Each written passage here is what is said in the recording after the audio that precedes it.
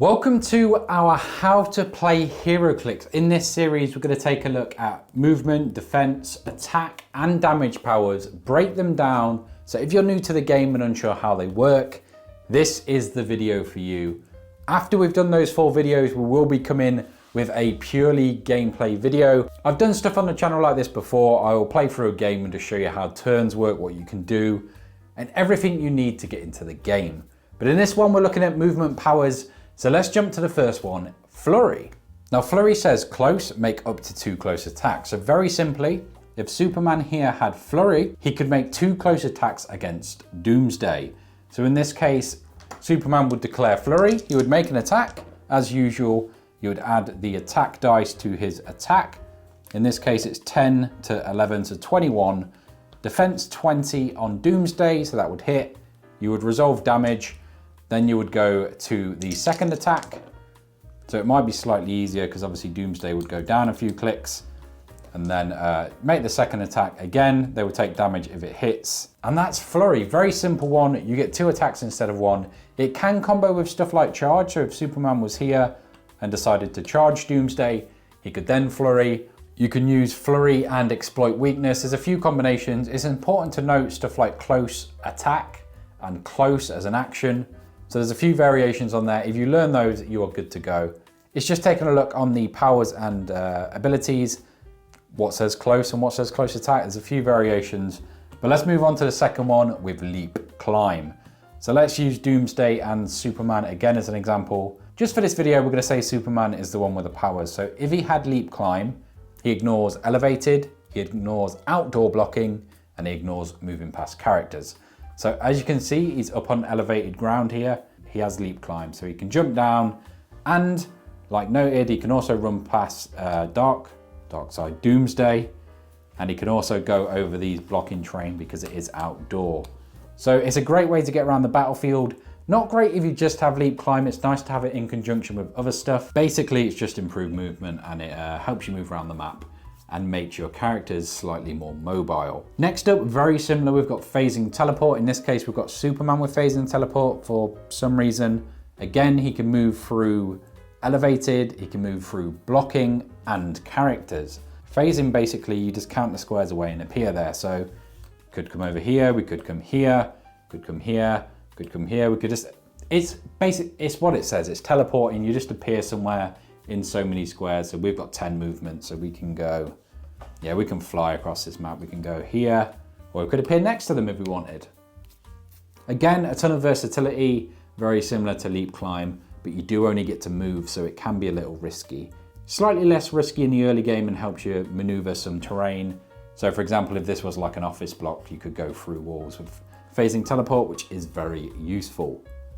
Next up, we've got Earthbound Neutralized, which says this character can't use improved movement or targeting. So as we were saying before, the improved movement, stuff like leap climb gives us, or phasing teleport, where we can ignore elevated, we can ignore moving past characters, we could ignore blocking in some cases. Earthbound Neutralized is going to turn all of that off. Even stuff on your card where it says you can run through walls or you can go through hindering, anything like that, that's gone. Earthbound Neutralized is very crippling, and it normally signifies a character moving from a superhuman normally into themselves.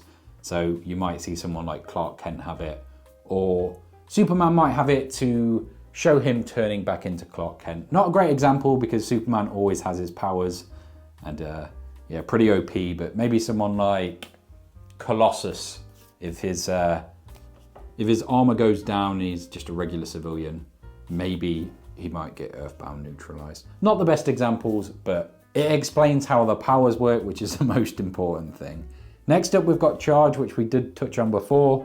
You half your movement, and then so in this case, we've got 10 movement, we would go 5, 1, 2, 3, 4. Don't have to use all of it, and then you can make a close attack against somebody you end near. So again, we would move half of our movement, make an attack, and deal some damage. Things like charge, things like running shot are the bread and butter of this game. If you can move an attack in the same turn, you're miles ahead of the other player. For example, if I just move to here and then my enemy gets a turn to attack before me, they get to move as well. It can be crippling. So keep an eye on powers like that. For example, let's say Superman's here and we are playing as Doomsday. We wouldn't go up to here because then they could potentially charge us. So you do need to keep an eye on things like that. And that's what makes this game slightly more tactical. Some of those powers being able to combination with other things, and move and attack is always a good one. Next up, we've got mind controls. Not sure either of these would have mind control. For some, I've got more figures here. Let me just grab some now. So we've got Poison Ivy, and she's going to use mind control onto Doomsday. Now, mind control is a little wordy. It says close range, which means it can be a close or range action. Minimum range 4, so you always get at least 4 range. If your range is higher, you do get that range instead. Make a close or range attack. Instead of normal damage, each hit character halves speed and becomes friendly to your force. And one at a time may in either order move and or attack, then it reverts forces. So let's say, for example, Superman and Doomsday have finally teamed up to take on Poison Ivy, the big bad of it all. She's going to try and mind control Superman. So in this roll, let's say it hits. She has hit Superman, so instead of dealing damage, Superman is now on Poison Ivy's team for an attack. So he could move, or he could just make an attack. So let's say Doomsday was here. Now we've got Superman on our team, he can move half his speed, and then we can make an attack against your own team. Mind controlling can be devastating, obviously turning your opponents against each other. Obviously Superman is much stronger than Poison Ivy, so you do get to use his stats and damage, so it can be absolutely crippling.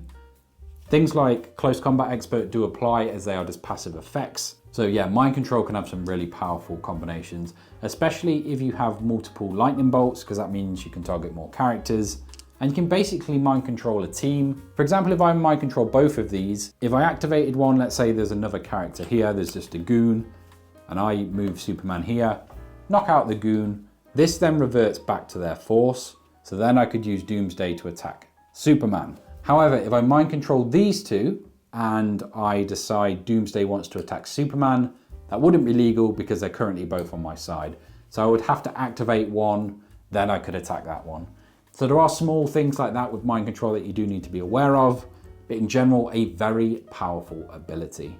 Next up, we've got Plasticity. This character breaks away on any result except a 1. Adjacent opposing characters that can't use phasing teleport, Plasticity, leap climb, or hypersonic only break away on a 6. So in this scenario, Doomsday has Plasticity. So if Superman was to break away, he's not got any of those listed powers, so the only result that would work would be a 6.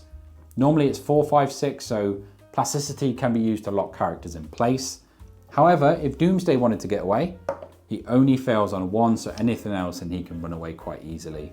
So it makes it very easy for you to move around, but very difficult for your opponent. Next up, we've got Force Blast, which has knockback. So basically any attack you do is going to knock them back 3 squares, which could lead them into hitting walls or falling off buildings and taking some damage. It also says power, minimum range 4, knock back an opposing character within range, and line of fire 3 squares from this character.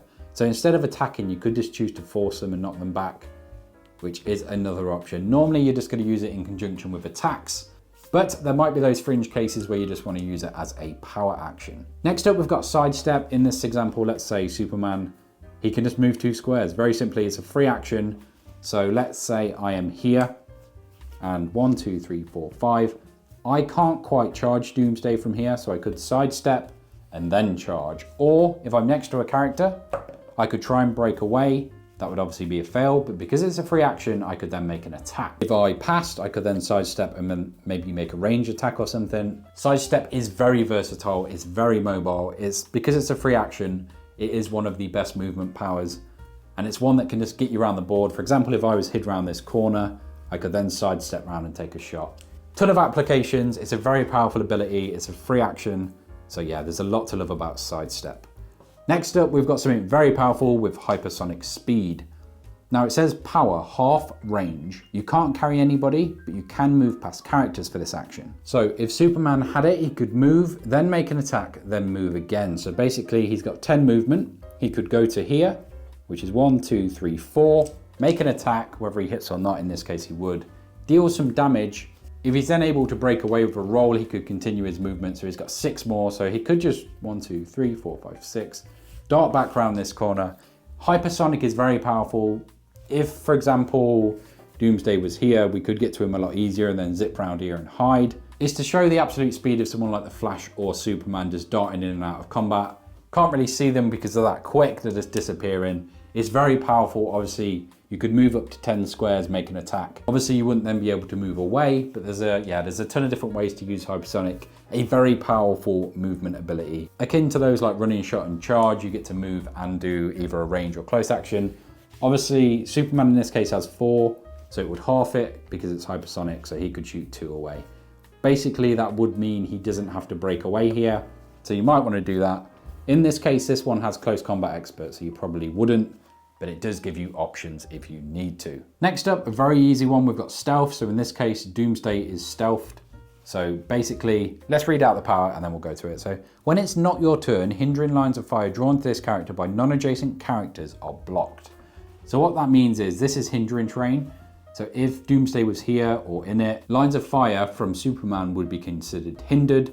So you would be stealthed. That would mean I can't shoot you. However, if Superman did get up close, you don't need line of fire, then you can still target them and make an attack. So that's a way to bust stealth. But in general, if let's say Superman's all the way back here, he's got running shot and he can't quite get over there, it would basically mean he can't attack Doomsday unless you find some way around it, but it's very difficult to bust if you don't have the right tools. Normally you're gonna have characters like some of these ninjas from Notorious, the Assassins, or characters more like Blade and those that sneak around in the shadows. You're not really gonna have stealth on either of these guys. But again, it can be a very tactical power. It can be one that you can use to your advantage and make your opponent come to you. But be aware, there are things like target through hindering, which would ignore it, or there might be stuff like pulse wave. There are ways around it, so don't think you're entirely safe sat in hindering. And finally, as we were just speaking about there, we've got running shot. So it's a power action, half your speed, move, then range as free or make a ranged attack. So we've got 5 movement. We could go 1, 2, 3, 4, 5. Superman has 4 range, so he would be within range. Then he could make a ranged attack. Now it's worth noting, you don't get your close abilities. So in this example, he's got close combat expert, so he wouldn't get the plus to attack and damage. We'll come on to that in the damage video. So it would just be a range attack and it would deal 4 damage.